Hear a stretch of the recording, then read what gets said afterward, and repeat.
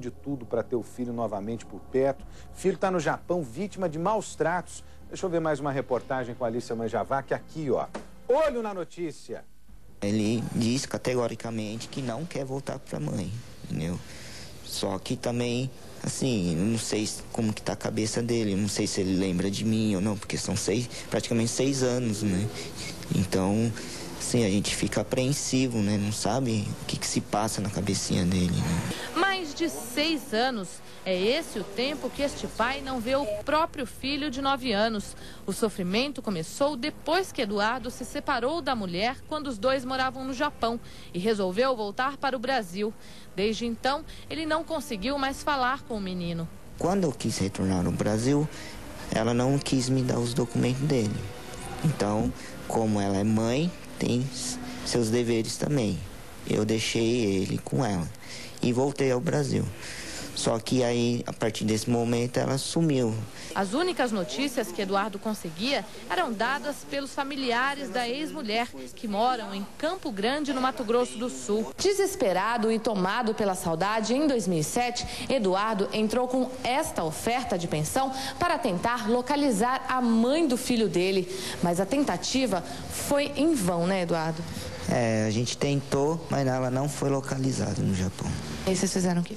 Aí, em 2007 mesmo, a gente foi pro Japão tentar localizar ela lá também, mas a gente não conseguiu. Ela sumiu mesmo? Sumiu mesmo. Somente há cerca de 2 meses, a esperança de reencontrar o filho reacendeu. Mas junto com ela veio a preocupação.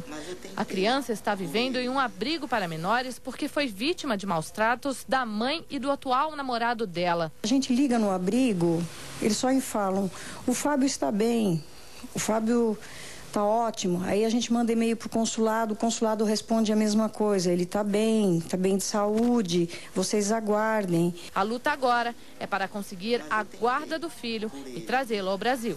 E a gente quer uma posição da autoridade para eles fazerem alguma coisa, porque o menino é brasileiro, né? Ele nasceu aqui no Brasil, ele não nasceu no Japão. Por que não trazê-lo para mim, né? Aqui no Brasil, né? Já que ele não quer voltar para a mãe, né? Entendeu? E é o que eu tô querendo, é a guarda do meu filho e trazer ele o mais rápido possível. Olha, o Eduardo falou conosco, além do Eduardo, o doutor José Antônio, que é advogado do Eduardo, está conosco também. Boa tarde, doutor José Antônio. Um negócio absurdo, eu estava dizendo para o Eduardo aqui que, infelizmente, as questões burocráticas que envolvem os dois países acabam dando lentidão e aumentando ainda mais a dor da família, né? O que já foi possível fazer, doutor José Antônio? Do que é que está dependendo esse retorno dessa criança ao Brasil? É cidadão brasileiro, vítima de violência, tem um pai, né, alguém legalmente apto para recebê-lo aqui no nosso país. O que está faltando, doutor Zé Antônio? Boa tarde para o senhor, muito obrigado por nos atender. Boa tarde. Até agora não foi feito nada, pelo que eu vi de documentação, não foi feito nenhum pedido de guarda, nem de repatriação do garoto. Mas o que acontece?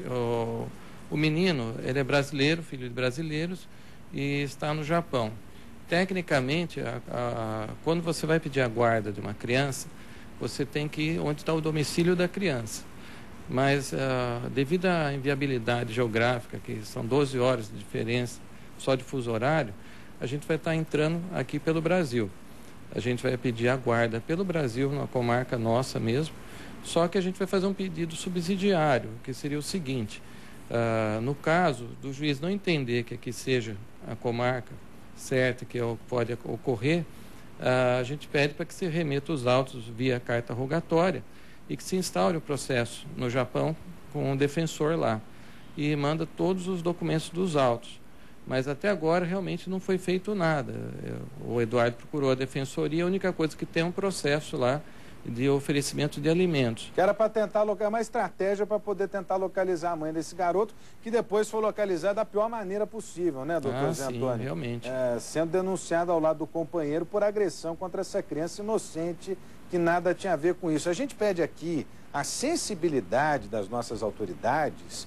Esse é um problema que extrapola a questão judicial, né? E o Japão e o Brasil são signatários de uma série de ordenamentos internacionais. Com certeza. Né, que podem viabilizar esse entendimento entre os países. É um problema que deve ser discutido também junto ao Itamaraty, que é o Ministério das Relações Internacionais, que eu tenho certeza a nossa produção já está procurando, viu, doutor José Antônio? Então eu peço ao senhor e ao Eduardo que tenham um pouco mais de paciência, que com a nossa produção tentando essa localização junto ao Ministério das Relações Internacionais e Exteriores, a gente espera ter resposta, pelo menos dar informações ao Eduardo sobre o estado de saúde do filho dele, sobre a condição do filho dele. Porque nem isso ele teve acesso até agora e, sem dúvida nenhuma, são fatores que aumentam ainda mais o desespero do Eduardo, né, doutor José? A investigação corre sobre sigilo, então isso dificulta até para ele ter informações, né? Então a gente está aguardando ter mais informações. A gente teve informações recentes que o perfil psicológico do companheiro dessa senhora é de um homem agressivo, que já tem 4 ocorrências por agressão à ex-companheira. Então é um cara assim que, se esse menino voltar de novo para casa, ele vai voltar a ser espancado. Então a gente não sabe até que ponto a mãe foi omissa, né?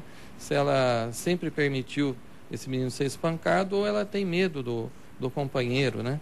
Então a situação é muito grave, né? Porque se fosse um caso só de uma guarda comum, tudo bem, mas o menino foi espancado, está num abrigo lá, isolado da família, né? Se alguém conhecer então a isso família, demanda uma certa urgência, né? Se alguém conhecer a família da mãe do Fábio, né, e puder dizer para ela, olha, ofereça espontaneamente a guarda, eu nem sei se isso é possível, o doutor José Antônio, mas se houver interesse em preservar essa criança, que entre em contato com o Eduardo para dar informações sobre a localização, onde é que está o Fábio, mais do que isso, né, se apresentar como interessado em transferir essa guarda ao Eduardo, que está aqui no Brasil, hoje tem condições de criar o seu filho, né, e está vivendo esse drama. A gente não tem mais tempo, doutor Zé Antônio, mas nós vamos falando ao longo dos próximos dias aqui no Brasil Urgente, trazendo informações, inclusive, junto ao Ministério de Relações Exteriores. Muito obrigado, viu, doutor Zé Antônio?